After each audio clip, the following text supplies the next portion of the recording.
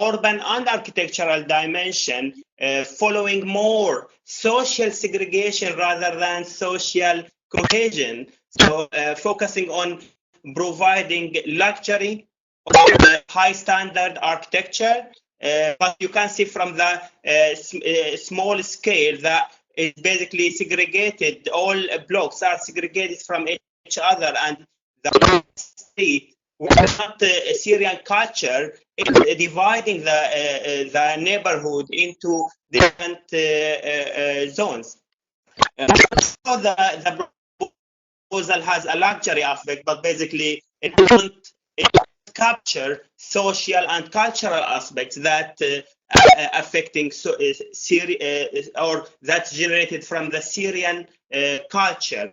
And this is basically important because this represents or a loss in social and cultural intangible values that really needed to be considered in the generation process or the reconstruction process. And that's what led me to apply for a British Council research fund called, my proposal was titled Regenerating Accepted Cities in the Middle East After Crisis. This fund, we won it in collaboration with the University of Jordan, and we are going to conduct it during summer, but it might be postponed.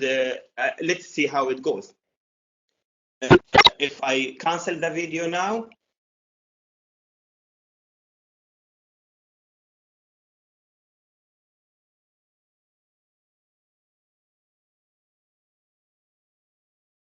Instead of oh, come on. Maybe the other slide is coming, but another phenomena or another trend started appearing during the conflict. It's what we started calling heritage mobility. So this is a Zatari camp. I need to go back. A Zatari refugees camp in Jordan at the southern border of Syria. The camp is, of course, following United Nations standard camp resolution, which basically normal cabinets provided to provide shelter for people with a normal grid. The interesting things in this camp, after 1 year, the camp started kind of in a very rigid grid, and after 1 year, the camp started to start having different shapes and different organization. Interesting study started to by UCL scholar started to explore how this camp or how this trend is forming spatial quality or the quality of the space and the spatial settings of the space. So you can see how the camp started here and how people start to configuring the urban or the landscape of the camp in a way to shape their own spaces. That's hugely affected by their cultural and social aspects and how the family bonds and the social aspect and the concept, mostly the concept of courtyards and the concept of social cohesion around an open space for the community, which basically, if you look back to the example I showed you for Marota city, is completely lost. And using very simple slide, very simple material available in the camp. You know, permanent materials, permanent building material is not allowed to the camp. So using the actual containers provided to the camp with some tents, people started to configure the urban space and create some open spaces for families or for communities to create their own communities. And more importantly, create the what do they call the souk trend in the Middle East, where it is the market where people go and shop and social socialize as well. And this is what they call it. Thanks for one of the Dundee scholars, Dr. Hussam Louar, who brought some fresh information from this camp. They call it Champs-Élysées, kind of inspired by Champs-Élysées in France. So this is, you can see, this is the last resolution of the camp from the main street, which is the main market of the camp. So this is not about only the spatial setting, but also the economic and craftsmanship and the everyday life settings of Syrian community in a very simple resolution. So it's really important to emphasize in the beginning of this presentation, before I move to the archaeological heritage, that there is important heritage we are losing in terms of crisis, which is the intangible social and architectural values of our cities, of our neighborhoods. So that's really important to back up any future plans for regenerating our cities after any crisis in terms of conflict in this case. But of course, conflict is a devastating event for heritage and archaeological heritage in particular. Syria is a well-known country about the diversity of heritage that go or range between the early Bronze Age into late 19th century. Very diverse heritage from different periods physically existed in the country, but also some of them are existed in a very single building, like Umayyad Mosque, which represent layering from very early stages of before Christianity until nowadays. Basically, all layers are fully explicitly presented. So this is a very sad picture of the explosion of the temple of Balashim, of Bal in particular, in Palmyra. This temple is not, Palmyra is mostly known as Roman city, but this temple goes back to Canaanite in Bronze Age, and the origin of this temple, or the original archaeological evidence of this temple, brings it back to Canaanite time, Bronze Age, 2000 BC, but it continued to be used and adapted to be reused in Roman time. So this was sad story of losing this temple, but the city, and this particular very important, well-known all over the world city, had another loss. This is the original picture of the temple before the explosion. But it has another loss of very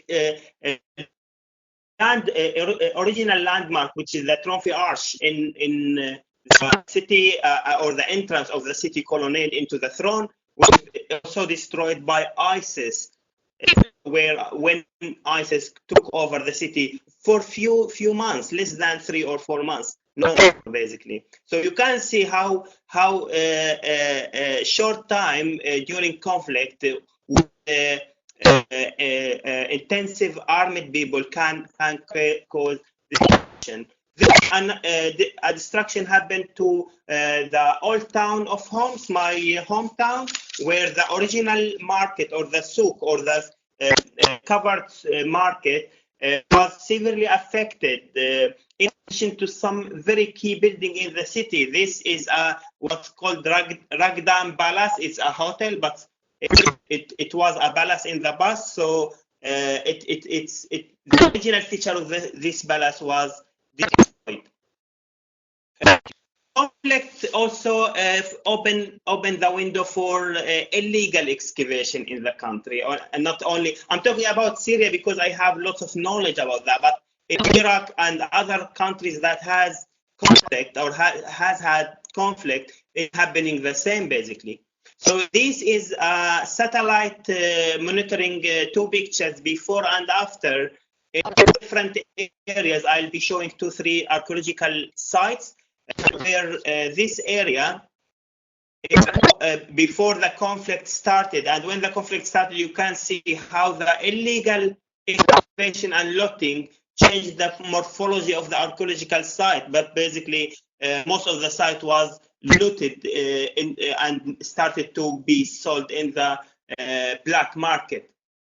This another satellite monitoring of that give us data how different sites have changed during conflict to showing looting and illegal excavation happening by the armed forces that occupied this area for certain time during these 9 years of conflict.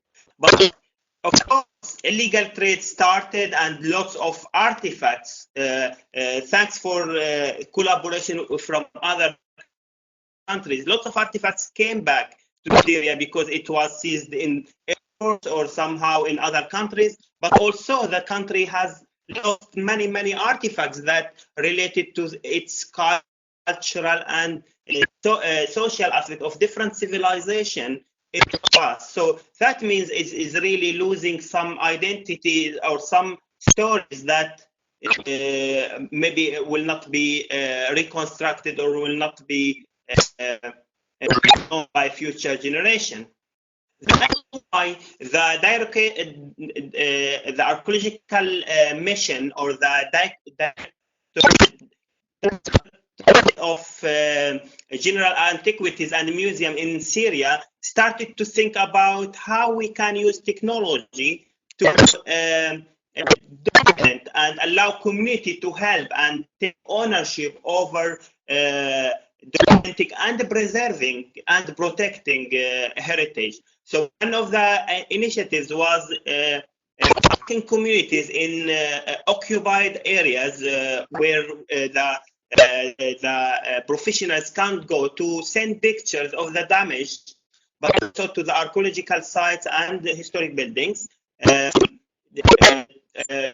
Documenting first of all the situation, documenting any damage, and the mission in Damascus started to generate database for that to monitor this damage and see how this building or this archaeological site change over time, but also save some data for future generations to for like educational purposes or even for preservation. But of course, this is really important because the impact here on community, and after community started to be engaged with such acts, community started to save. There were many cases in Syria where community, though supporting some armed that occupy the area, they prevented the armed group from harming the heritage because they took ownership over the heritage protection. And because it's not, they were taught or they were educated that this heritage is related to them, not to the government. So although they are opponent to the government, they didn't ignore their responsibility in saving this heritage. As a result, every area or every site or building started to have a file with all with documentation of damages or changes or any looting happened in this building, which basically a very good storage for information. Yes. So my question here: how technology serve more, or how can technology serve more efficiently the preservation of cultural heritage? Of course, we know that photogrammetry is really great, a great tool now to preserve heritage under risk and start documenting their heritage virtually, saving it for future generation or for future preservation. Most importantly, heritage at risk, like coastal heritage in areas of UK, or even heritage at risk, which basically can completely go because of armed conflict. But also there is real-time reconstruction where it gives the flavor of the photorealistic reconstruction of the heritage and give an engagement tool for people to engage with the reconstructed heritage. And most importantly, not all people, of course all people, but most importantly young generations who will be awareness of the physical representation of heritage, they will only have the digital representation of this heritage. And other tools by dropping 3D reconstruction on ruins to understand the reality within the reconstruction or the value of this heritage within its original context. And this is really important to understand the current situation and the past situation and link them together. Creating apps, all these things I mentioned can contribute to creating apps, VR apps, or even mobile-friendly apps that allow people to synthesize educational and engaging material. I started thinking that, okay, virtual tools is really important to think about reconstructing things going to be missing or missed based on documentation or archival research. This is really key and important. But what about when we are going to do physical conservation? How digital technology can help in that and can aid architects and conservators to establish the right approach. So I applied a very simple, using simple CAD technology. I applied this methodology on the city of Ugarit, Bronze Age site in Syria, as part of my PhD. So this is the site, but I focused on a very unique area, which a meeting plaza between the people and their kingship of the king, where the plaza is a very simple terms where both the royal family and their people meet and socialize or run specific activity. So you can see this is the plaza, this is the palace, and this is tavern, this is some this is bakery, and these are some domestic and commercial functions. So you can see it's very simple plaza, very simple open space linked to the Syrian culture, but also linked to the social cohesion, especially between people and their royal family. So the current situation of this plaza is like what you see in this picture, is ruins, is not understandable by visitors. So my approach to use architecture in preserving this plaza was about installing architectural interventions on the site. But the problem was how I make sure that this architectural intervention is working. I started architectural and archaeological analysis of the plaza. And the important thing for my approach is to make people aware that 3D modeling is integral part of a very comprehensive process. 3D modeling here is a tool to represent a very, you can see, a very comprehensive flow of actions that is backed by archaeological data and architectural data, not simply using archive to reconstruct something. So basically the process was to reconstructing values rather than reconstructing the physicality of the space.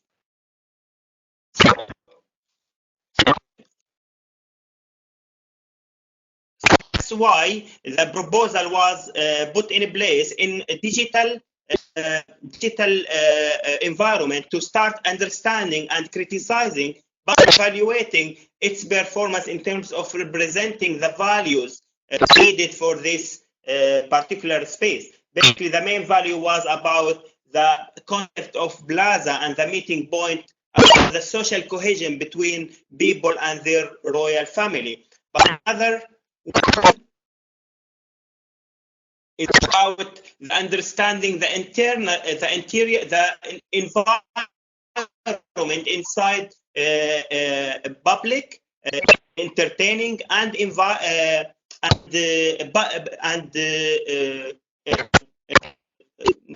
public entertainment and or everyday life space, which is that tavern or the pub, the the old pub during Bronze Age. So we have archaeological evidence of how they used to serve wine and how we used how the architectural configuration of the place was.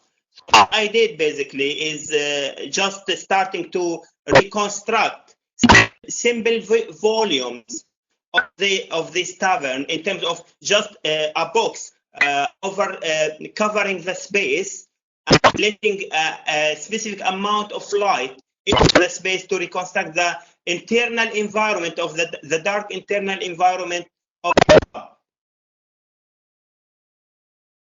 Okay, I am coming to the end by showing you a video that show both the reconstruction approach for the pub or the internal space and the plaza.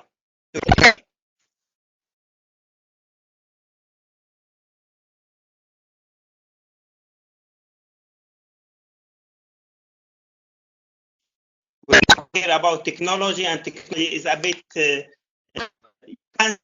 those pictures are representing a photorealistic rendering of how the aim, but what I would like to show you is a video that combines these two together, the plaza itself and the internal space, or the reconstruction of the internal space in terms of the relationship between dark and light, and how internal space is perceived when you move into it and when you move outside it. So for sure, this is a very simple technology.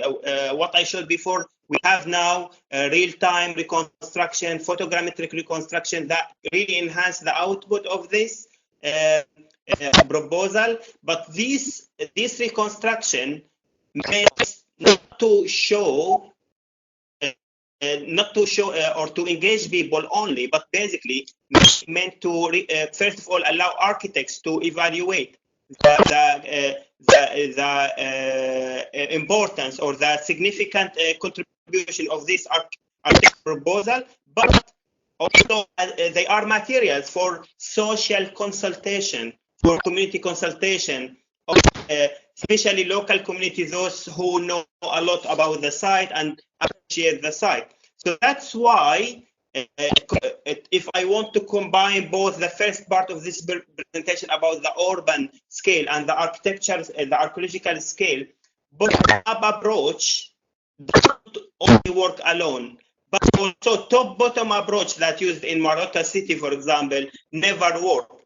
So it's really important to think about another approach now that is a meeting point between top-bottom and bottom-up approach, where the bottom-up approach provides the intensive material that needs to be considered where top-bottom approach is applied. Thank you very much.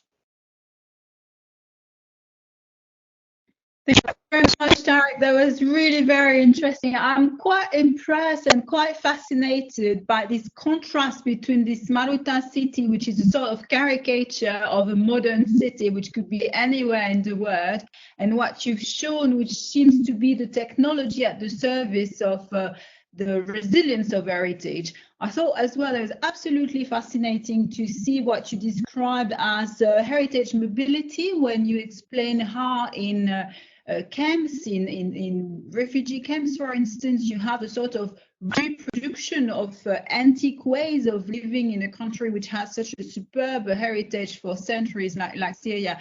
That's my first question, and then I'm going to ask everybody to ask question using the chat bar so that I can see the question and maybe unmute the people or ask the people to unmute themselves. But yes, my first question, can you elaborate a little bit on this idea of heritage mobility? And do you have any other examples of refugee camp or other places, probably not refugee camp, in the region or elsewhere? So that's why it's important. The problem with heritage mobility, it happens because if you look at let's say, if you compare between Canaanite civilization and Mycenaean civilization in Greece, in Crete in particular, you can see those two civilizations, like if we compare Ugarit to Thera, if you know Thera in Akrotiri, so those two cities are identical. Historic data and historic letters found in Ugarit confirm that there were missions, commercial missions between Ugarit and Crete. That's really this influence was coming from those relationship or commercial relation and political relationships between these two civilizations. Which we name it as influence or architectural influence. It's in a way heritage mobility, because the letters, the historic letter confirmed that there was mission for Ugarit living in Crete, and there was mission from Crete living in Ugarit. The same for influence Egyptian in Ugarit or Hittite Egyptian. But the interesting things about heritage mobility in refugees camps, which happened in Azatari camp in really strong sense, but there is another camp in Jordan called Azarka camp, which is happening a lot as well.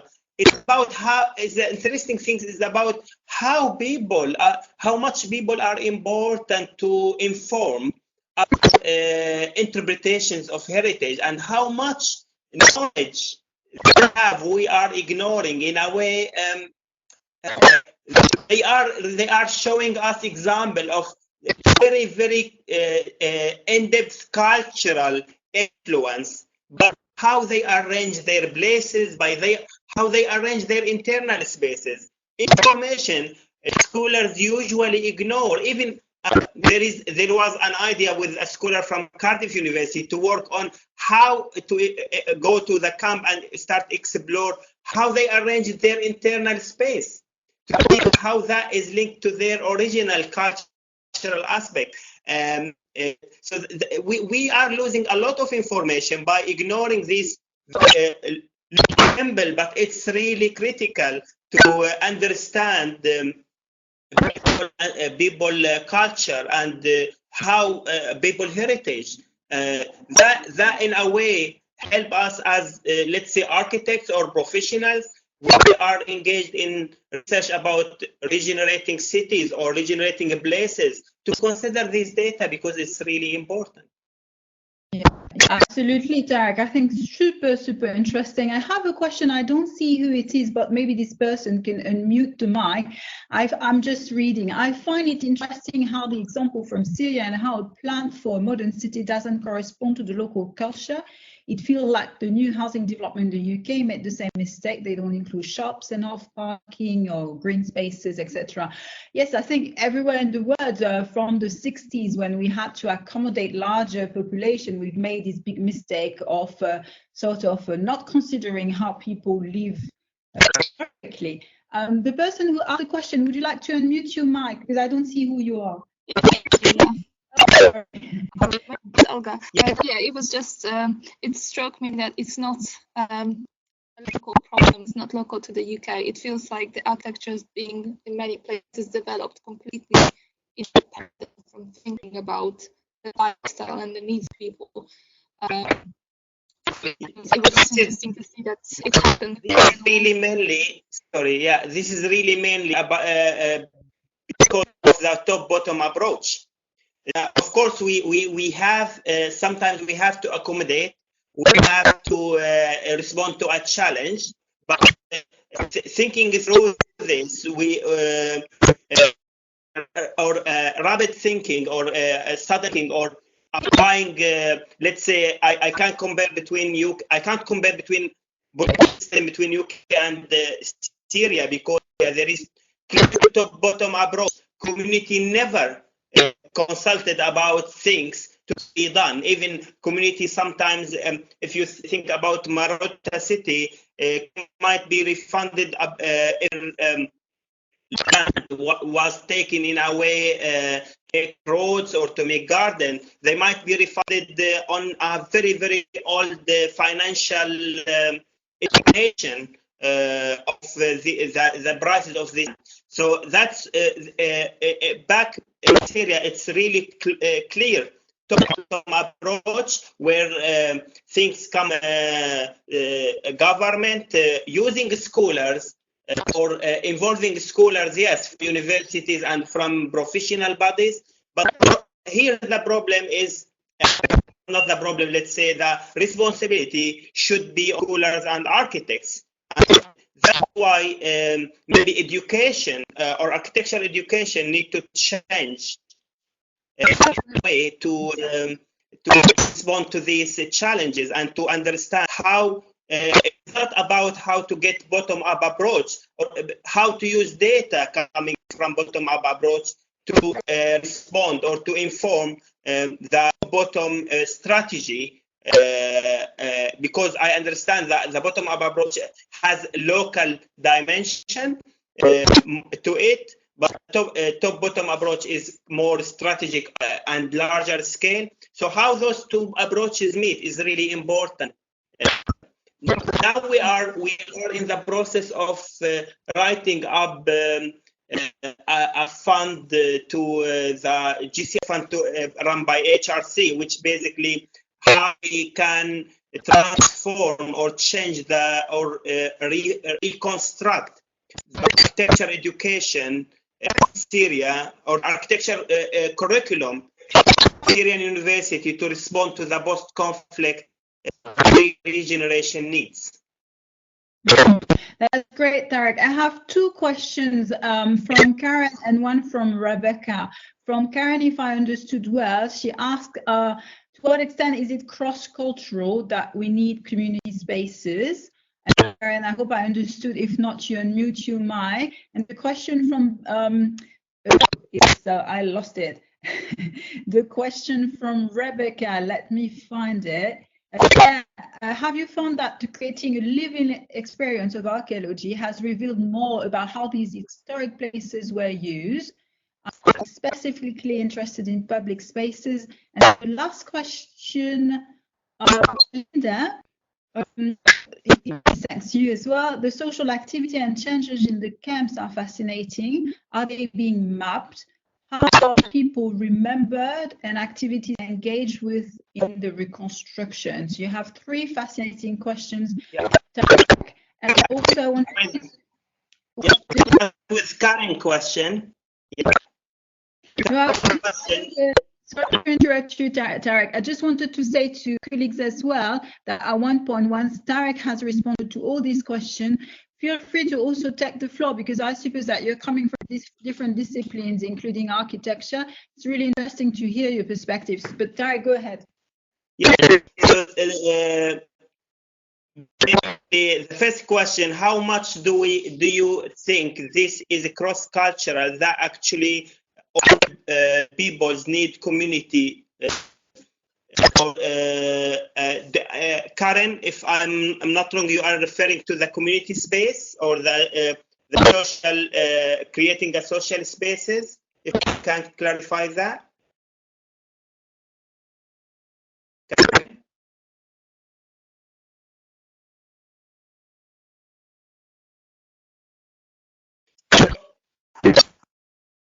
I believe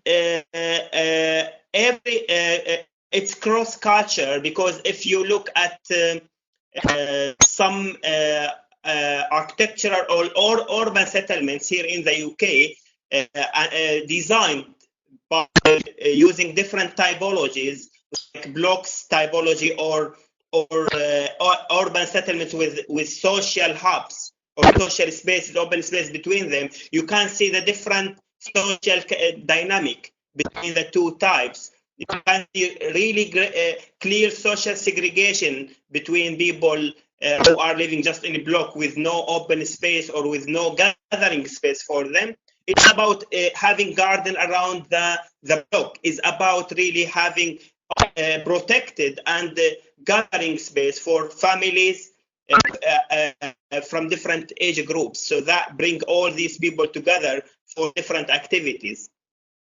A question, in a way, living experience is really amazing, because to present and show people not only how those spaces were used, because we really did more stuff or more detailed stuff using a program called Real Time Engine or Unreal Engine, sorry, that animation and make people think, construct historic activities, making or wine making or etc. But in archaeology in particular, since it's sensitive, very sensitive physical, tangible heritage, digital tools is really important for both sides. Bringing living experience, just to get that, and the public space in particular, because when creating the plaza, when the proposal involved only reconstructing the facades, this activity around the plaza, the aim has twofold, or was twofold. First of all, reconstructing the geometry of the plaza. That means allowing people to understand that the concept of facade came back 2,000 years later. People were considering opening windows into open space, putting essential activities, commercial activities, entertaining activities into the open space. The archaeological data even confirmed that people built the facade or the wall overlooking or looking over this plaza in thicker and more and better architectural quality. That means people really understood the concept of facade and looking over in important space like this public plaza in a proper way. Before, there is misunderstanding that the concept of facade came much later in the history, but there is archaeological data that confirms that people understood that I have my facade into the plaza, so I open it, I open window, I engage between inside and outside. Basically, how a digital tool helped me to communicate the proposal. And the last question is about how, if it's mapped. The study I showed you, I can share. I'm referencing it. You can find it. I can share the PDF as well with all. It has mapped how the landscape of a camp has changed using digital tools to understand how the morphology of the landscape changed between from a grid into agglomeration, let's say, or complexes, either each family or each tribe or each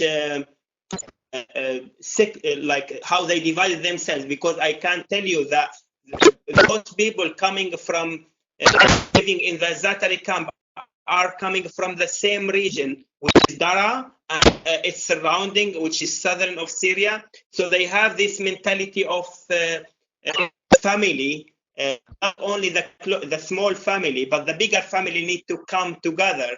So that's why you could start to see that not every 2 or 3 or even sometimes 5 containers came together to create a small plaza for this family, and it tends to have supplementary activity between those containers. But in the meantime, all those complexes came to have one big plaza for social gathering. So different levels of privacy which needed, considering the cultural background those people coming from. So maybe I needed to tell you a bit about Syria. Syria has very diverse social backgrounds and requirements of privacy in the same city, coming from a multicultural and multi-religious society that live together in the same city or in the same region. Thank you very much, Tarek. I think we have time for last question. You have Yazid, who thanks you for your presentation. And the question is, how are you planning to use your research on archaeological heritage to create an alternative architecture or urban plan to the new globalized models like the one you described, the city of Morata? And after you responded to that, feel free to take the floor if you want to add up something from your own discipline. So thanks, Yazid. That's really important question, and this is. I hope you are going to receive email about this workshop we are doing in Jordan and participate if you are interested in that, because regenerating cities really need intensive architectural, social, and cultural background to inform its values, to inform the reconstruction of the city by values coming from those readings. So you are mentioning archaeological heritage. My research, if you are referring to archaeological analysis I've done for Ugarit is related to different civilization. Of course, we are not. I'm not in a way proposing that we bring all the pattern or all the ancient habits to inform our new cities. But I'm proposing here that archaeological analysis or cultural reading, social reading of heritage, like if we say analyzing the old city of Homs, understanding how those courtyard houses that let's say characterize the city, the old city of Homs, how they work and how they created first of all social cohesion, as a very good environmental, internal and external environmental settings for inhabitants. This knowledge needs to be transferred in a very contemporary architecture. Let's look at Masdar City, for example. Although I'm not really a fan of Masdar City, but Norman Foster, based on his physical representation of architecture as well as urban organization and resolution of the city, by understanding the requirements of the environment there, the requirement of people there, and the privacy of the building. So he built in concrete and steel, of course, but he covered the buildings with a contemporary interpretation of Mashrabiya, which are historic element added to windows in historic towns. So IM is informing new reconstructions or new regeneration policies or proposals, which is the contemporary interpretation of our cultural aspects presented in architectural interventions or architectural proposal. Of course, can happen, but if you look at Marota City, for example, Marota City is a tower block arranged complex, glass and shiny material. First of all, is not, if we consider a country coming from war, it's not really a representation of the economic situation in the country. This is starting with the economy, because normal people will not afford to have a small, even small flat in this. This meant to be for rich people. So more social segregation under a slum or a fancy flat. That's not a touch upon social justice in the country, in the post-conflict situation. But also for country that has above 40 degree, this type of resolutions with this type of glass is not environmentally and economically efficient for people who will have to use ACs inside their spaces, because they have this amount of glass. the urban heat island or the urban heat effect outside for external spaces will be higher. So the temperature will be higher in the external spaces because of the social radiation reflection from the building into this outer space. So if you compare it with the urban arrangement of old towns, or even some very old towns in Syria, you can see that the shadow is an important aspect.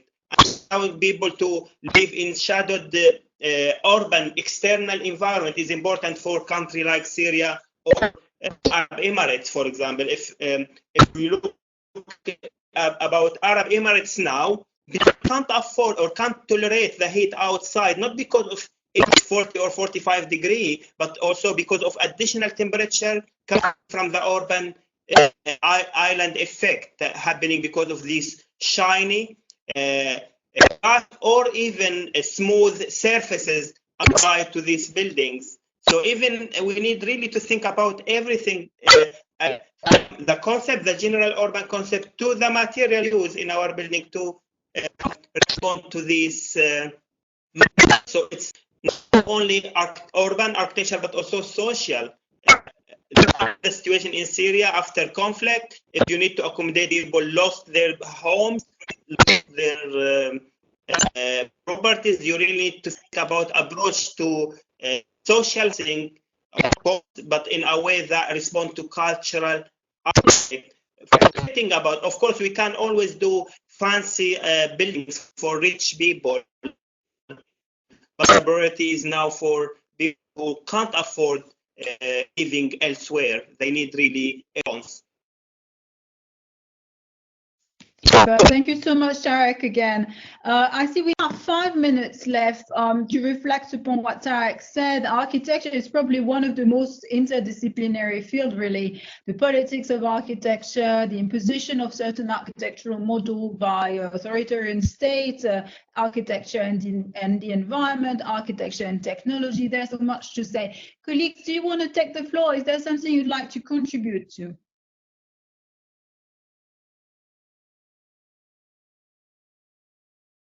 Don't be shy, we are not so many. You can just turn on your camera and your mic if there is something particular you'd like to add.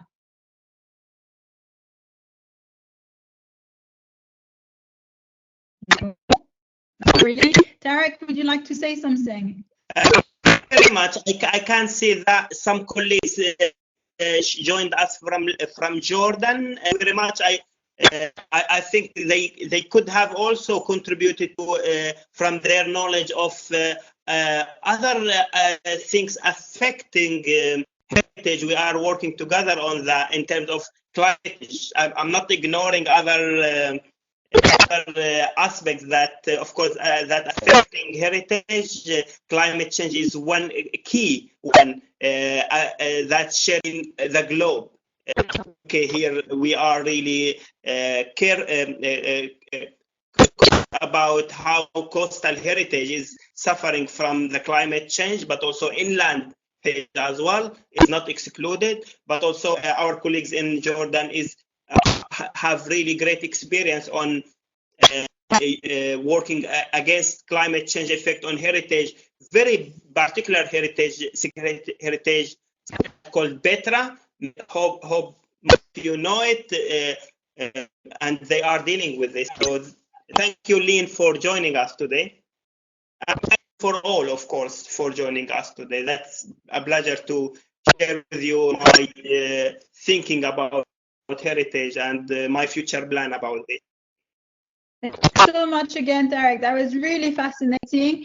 You hear about Tarek again. We have together a global challenge project and the plan for a big conference in Lebanon, which is certainly going to happen. We'll see when exactly. So thanks very much. That was really very interesting.